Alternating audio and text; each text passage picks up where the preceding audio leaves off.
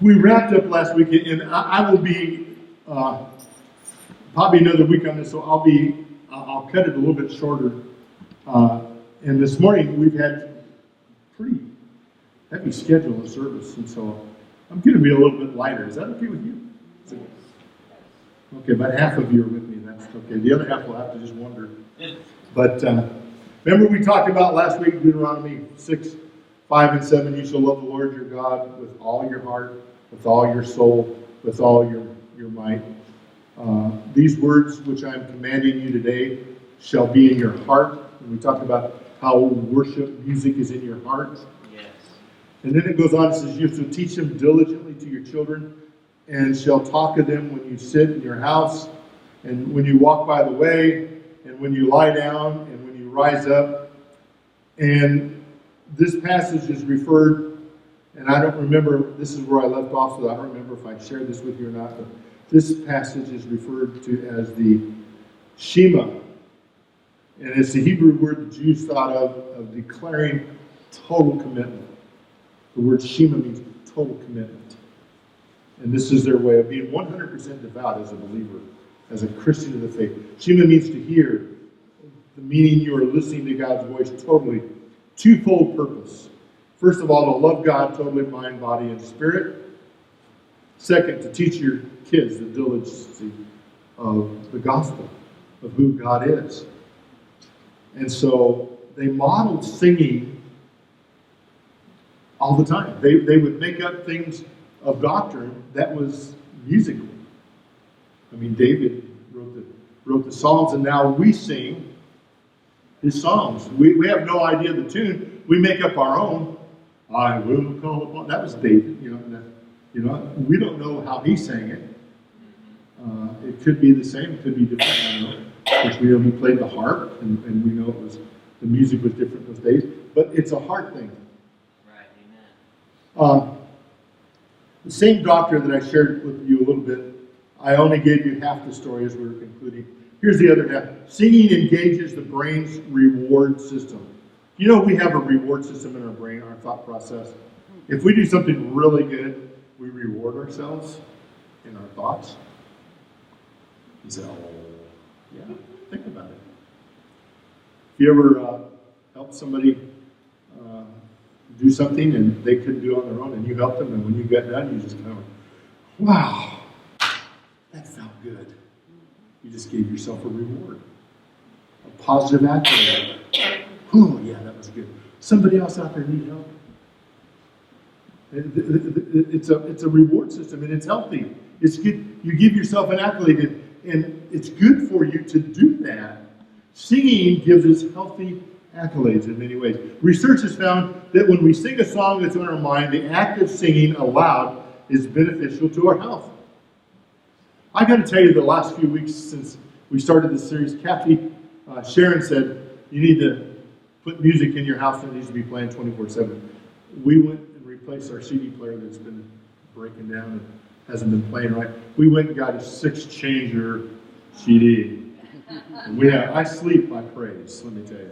And it's been such a neat thing because yesterday I was mowing the lawn and I wasn't feeling really well. My back was bothering me and out there on the mower. And all of a sudden I started singing a couple of songs that we sang this morning. And all of a sudden I was halfway done. I intended on getting half the lawn mowed yesterday. And guess what? The time flew by and I was done. Almost wanted to go another couple rounds because I was enjoying singing. And when I stopped, got off the mower, then I was reminded of my pain again. Isn't that amazing? Singing does a lot to us. Yes, amen. Worship does a lot. And in this deal, it's a terrific workout for the lungs and the heart, which if we feel better, we do better. If we do better, we sing better. Oh, that's not what he said. I do that in.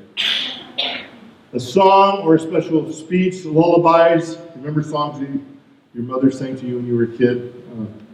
Signature melodies, if you would. Reflections. My mother sang to us a lot. That was probably one of the good things of my childhood that I remember. That was one of the positives. And I had very few positives. That was one of them. Just sing. Sally Goodard Bites says in her book, and the genius of natural childhood. Dismiss your ego. Let go of the urge to judge your singing. Could be talking to someone today. I don't know. Stop comparing your voice to other singers, especially recording personalities. Take the Nike stand and just do it. Now, I doubt if very many of us could sing like, I would love to sing like Terry McCallum. We've got a lot of his CDs, and we love Terry McCallum. We sing a lot of his worship. We sang one of his songs, two of his songs today. He's such a natural. If I could just sing like Terry. And he's such a, and his personality is just so laid back. I think that's, so today, you ready? I'm going to do something I've never done before. Maybe we'll never do again. I don't know.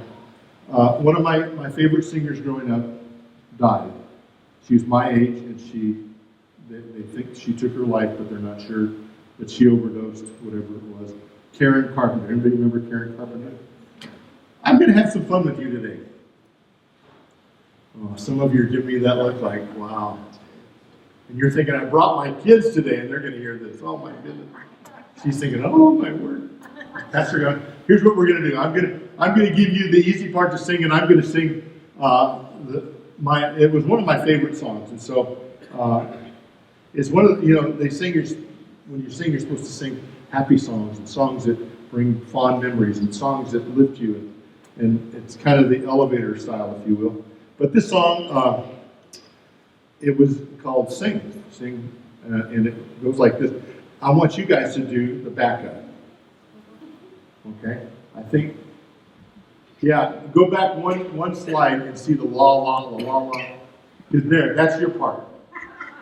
So I'm gonna teach that part to you, and I want you guys in unison to do that, because there'll be a point where you'll sing that. Okay? So here we go. And if you want to sing the rest of the song with me, you can. But it goes like this. It goes la la la la la la la la la la la la la la la la. Okay, you ready? Sing with me. La la la la la la la la la la la la la. Oh, hey, that's good. One more time. La la la la la la la la la la la. Hey, you guys are great. Let's go on the road. I'll sign you today. I got contracts on the pulpit, and we'll just go on there. All right, here we go. You're going to open it, and then I'm going to sing my verse. And then if you know the song, sing it with me. We're going to have some fun. I'll get a little bit more spiritual in a minute, but we're just going to have some fun, okay? Here we go. You ready?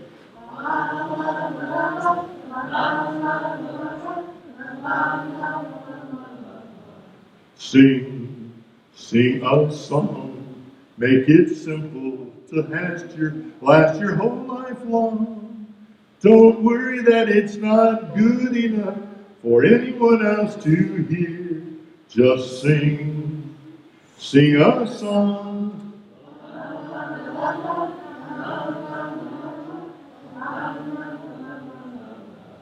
Sing a song. Let the world sing along. Sing of love there could be. Sing for you and for me. Sing a song. Make it simple to last your whole life long. Don't worry that it's not good enough for anyone else to hear. Just sing a song. Just sing a song.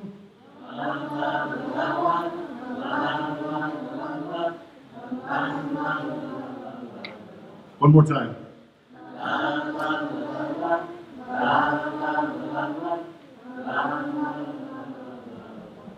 Wow.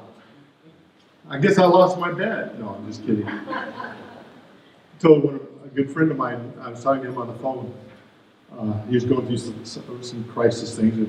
And I said, Wayne, I'm going to pull a Wayne Rogers Sunday. And he goes, really? And I said, yeah, I'm going to do something totally. We're going to sing a secular song. Because Wayne used to every once in a while sing a secular song in church. And I'd laugh and I'd say, you got away with that? And so I thought, well, hey, here it is. Fun facts about singing. Fun fact number 2. Lip syncing to your favorite vocalist or song is good for you especially if you are imagining being in a concert or sitting in your favorite chair or being somewhere that you really enjoy being, like outdoors. It stimulates the brain as you sing along with that entertainer or singer. It creates an escape to move away from your problems or stress-related things going on. This is the same doctor, some things I've been sharing with you all along. Same doctor, I'm just dividing his article up a little bit. Singing, when you lip sync to some, the other night, Kathy came in and she said, there's a song I want you to hear. So she finds it on YouTube, and we sang to it. And we both do it, so it was easy to sing to. And then I've been singing that song over and over and over. And we're having a hard time finding the music to it. I imagine Kathy will find it and we'll be singing it one of these Sundays. It's a great song that talks about coming into the presence of God. And it was so much fun to lip sync because, you can almost just take yourself and you're one of his background singers, One of the neatest things that we used to do when we traveled is Kathy and I had a good friend that made a parody lyrics to Beverly Hillbillies. And, listen to the story about a man named, okay.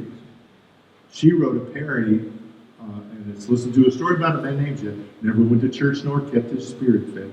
And then I would bring people up, put hick hats on them, and wood instruments, and they would be playing the banjo, and Kathy's doing it all on the keyboard.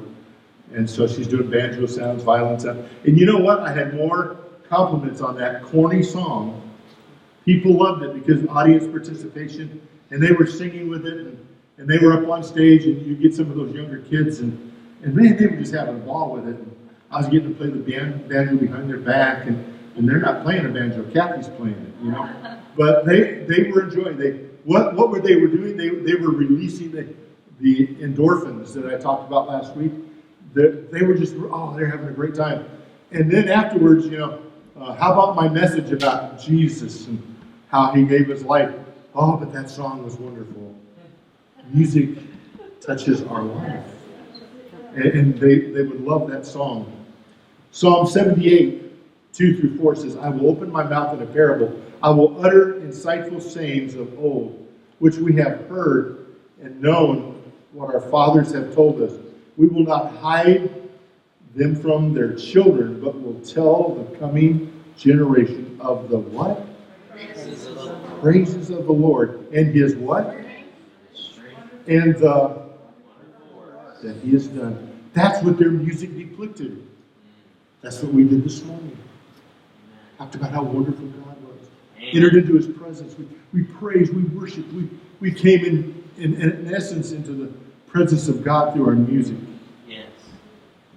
And isn't that pretty important? Yes. They recognize it. Fun fact number 3, and this is my favorite one. I saved it till last to share with you. In ancient Irish culture, there were stories about great victories. And the Irish, the fighting Irish Slavs, they were intent. How many are Irish here today? Okay, I'm going to be careful. 3 of you. Okay, I'm not. But they would get done and they would wipe out their enemy, and then coming home they would make up songs about it. And they would sing them, and they're big, and there's nothing more boisterous, magnificent than all men singing. There's something about all men singing, to have that deep, they would come back with their deep voice and we crush the enemy, and they would, and then they would come home and they would teach it to their families. Then they would sing it. And there's some of those songs still alive today that go back hundreds of years that came from those times. It's kind of interesting. The thought, did each Irish war party have a songwriter in the midst? Maybe so. He was the real thin guy with the little part. No, I'm just kidding. He was probably bigger than the rest of them, I don't know. But they would do that. We live in a performance-driven world. Now, this is where I may cross the line a little bit today. We sit back, and it's easy for us not to worship and let somebody worship for us. Yeah. That's our day today. Yeah. And we have to be very careful of that. Yeah. I was determined, I told you a few weeks ago, we visited a church one Sunday, and it wasn't my kind of worship, and I was having a hard time getting into it, and God convicted my heart. Is it in your heart or not? Come on, God. You know, kind of, I don't know. Are you with me? Some of you are thinking maybe that this morning. I don't know. Oh, I don't know. You know. Halfway through worship, I determined I was going to worship God. And I did. Raised my hands. Closed my eyes. I began to worship God. I didn't care for the music or the style, but God ministered to me. I learned something that day. It's not about me. Amen. It's about God. Amen. Lyrics that assist us in teaching our children the language of the Christian faith, if you will. Lyrics that teach new converts or pre-Christians who we are when they come through the door. Singing with a low energy speaks of sometimes our commitment. If we're just, oh yeah. Pastor just expects me to sing this morning.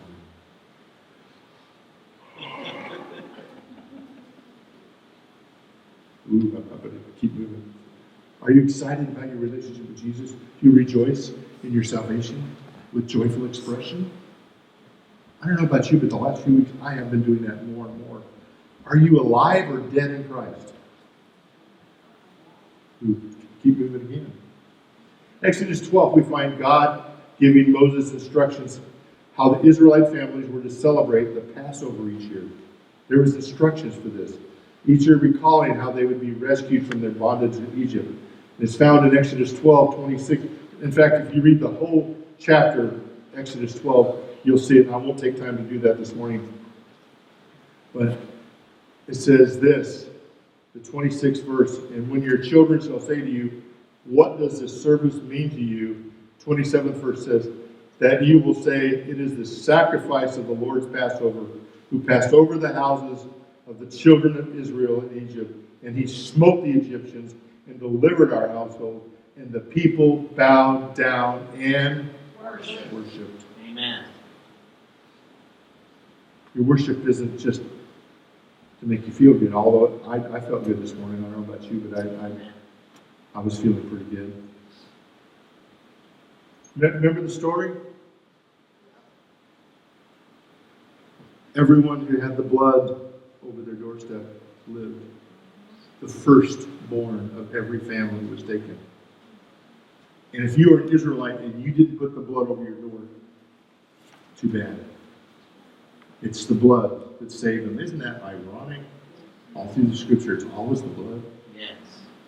From the blood of the Lamb to the blood of Jesus, the perfect Lamb. Yes. And they were to sing songs about it and to mark what it meant. That the whole world at that point was connected. All of Egypt was connected to that, except for the ones who put the blood around the door. Now write a song about it. Sing about it. Worship God. You were spared. Your first son was spared. Yeah. I don't know about you, but I only have one. That would be worthwhile to sing and praise and worship. Amen. Singing and worship are life-changing. Singing is sowing and reaping. I believe that. Singing can be a teaching mode for learning more about God. If you've never been to Terry McCallum, and I love Terry McCallum, his worship. He's only got about 800 songs that are on CCLI. Got a few. He's going to have to work hard to catch up with Fanny. Fanny Crosby, who has had 8,000. Hard for me to imagine that. What is the value of singing to you and I? Is it the style? Sometimes. Is it the music that's appealing? Sometimes. I just sang a secular song that really, I would love to write a parody of that song. I think that would be a real easy parody song. But when your kids or pre-believers come, it marks what it's like to believe. 10 practical ideas, and we're going to close with that this morning. We've had some fun. I told you it'd be a little bit on the lighter side. Sing to yourself as you're working around the house. Lip sing to your favorite song. These are things that's going to help you. Drive your vehicle down the road, listen to some music on your smartphone. Just don't get caught up on your phone while you're driving. You could be singing in heaven very quickly. Sing songs you want to grow old with until you die. Sing songs that mean something to you. Sing songs that just grab your heart. You know, there's a lot of, remember Carrie, one of our youth, we were driving on a youth activity, and Carrie, Kathy's cousin, she was drawn to us, and she's just a wonderful young lady. And all the kids were asleep late at night, and she leaned up over the seat. Those are the days where we didn't have seatbelt laws like we do today. And she said, you know, I just want you to know, Pastor Jim, lyrics don't bother me. I just go for the music. And I said, really? And she said, yeah. You ought to try it sometime.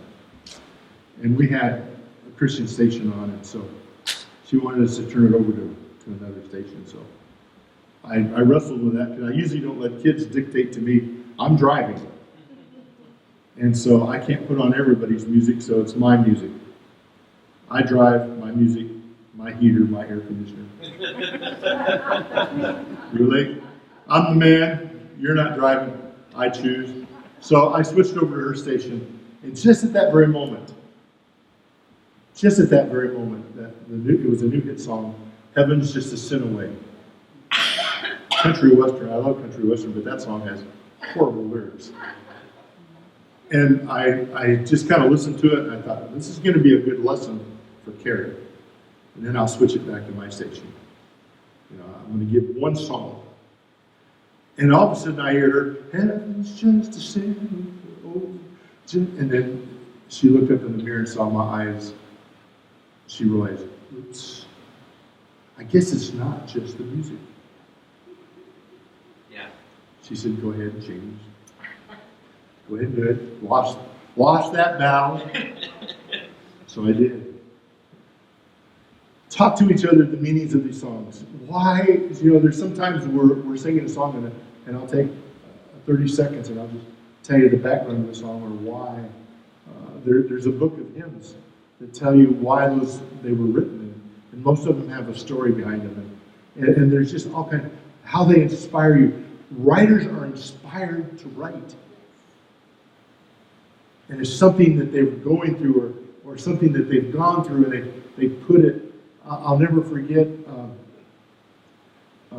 Gary McSpad, when he was at the church, he sang in his song, Kathy and I Love, and we're going to introduce you to when it's got, Here Am I in Your Presence, lifting holy hands to you. There's a point in his life where he just didn't feel God anymore.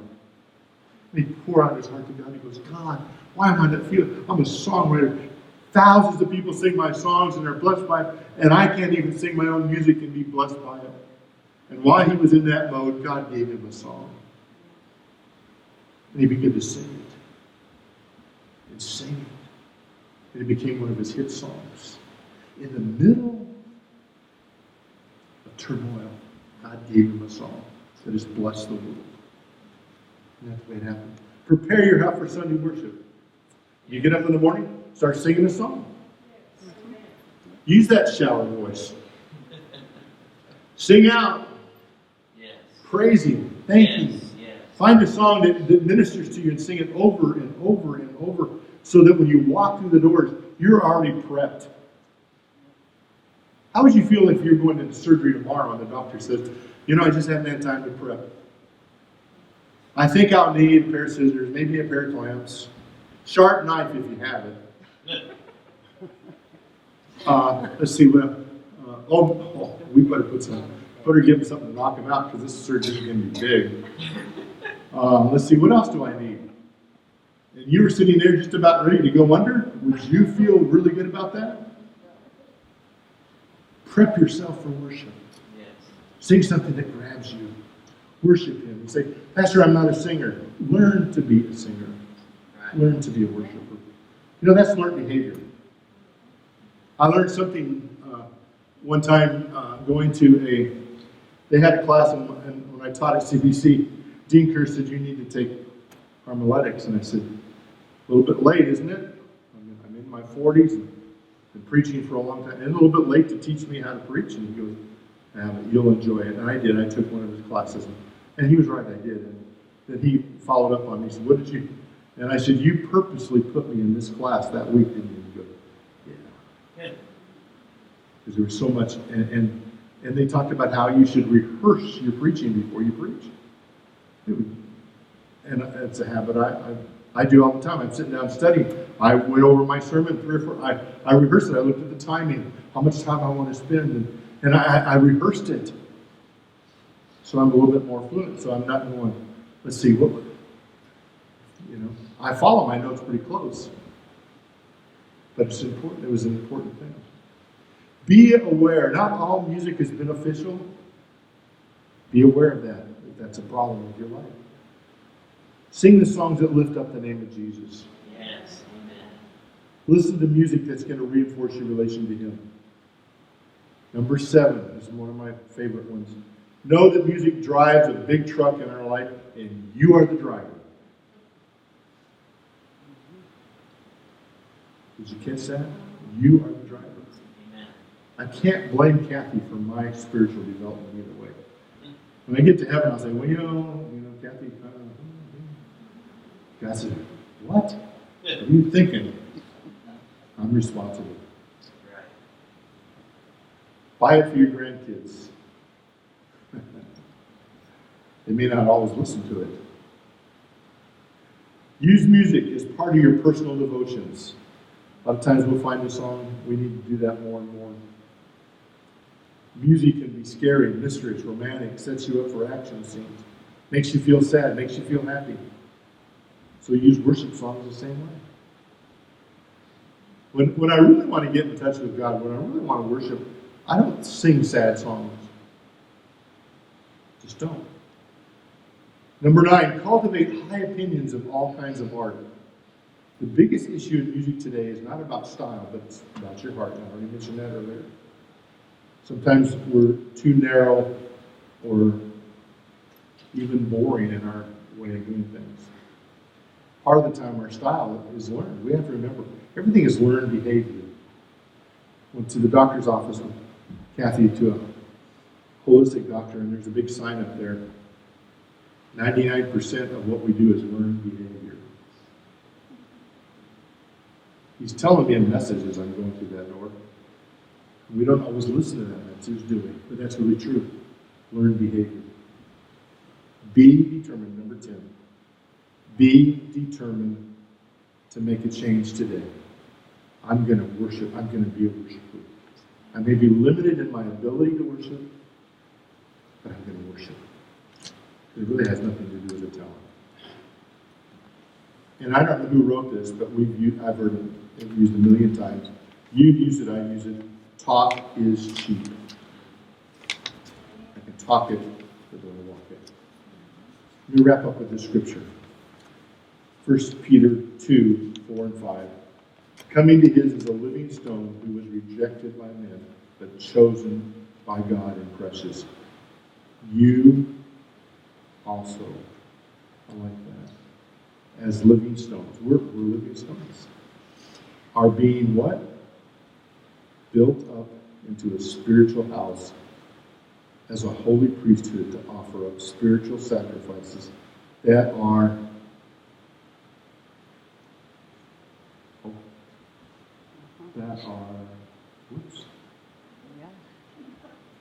acceptable to God through Jesus Christ. Psalms 26:10. Now my head will be filled above my enemies encircling me. Therefore I will offer sacrifices of joy. I am his tabernacle. I will sing. Yes, I will sing to the Lord. I will. Yes. I like that. I will. Yes. Amen. Sing praises. I will sing praises. Honey, will you slip back to the piano? I will. Yes. Amen. Sing praises. Yes. I will get up tomorrow morning, comb my hair, and take a shower. Praise God, huh? A little deodorant may not help you. Hurt it. I will. Although some mornings I would like to just pull the covers up and say, let the world go by. I'm not early morning. Most of you know that already.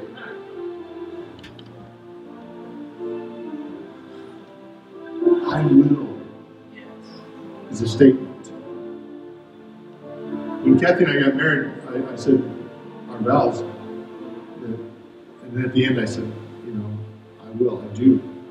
When you say I do, Kathy's dad did our vows. And we repeated vows.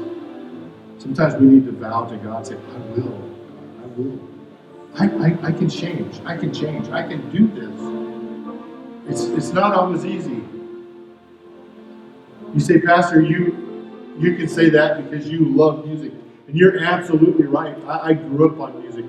I mean, we sing in worship teams. We traveled as a worship group. We love music. We've been blessed to be in places where they, and yes, you're right. But it didn't start when I turned 25 and said, I think I'll be a singer today. It just didn't start that way. It started with my mother, and she would sing, and we would sing together as a family. One of my memories of this was positive. And I don't have a lot of positive memories growing up, but that was one. And I remember singing a lot. But you know what? It's a willful act. It's I will sing.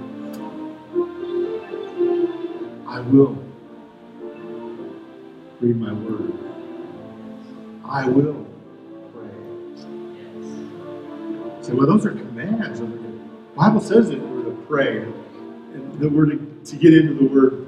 But I've read you several scriptures the last couple of weeks about worship, singing is a command of God. I will be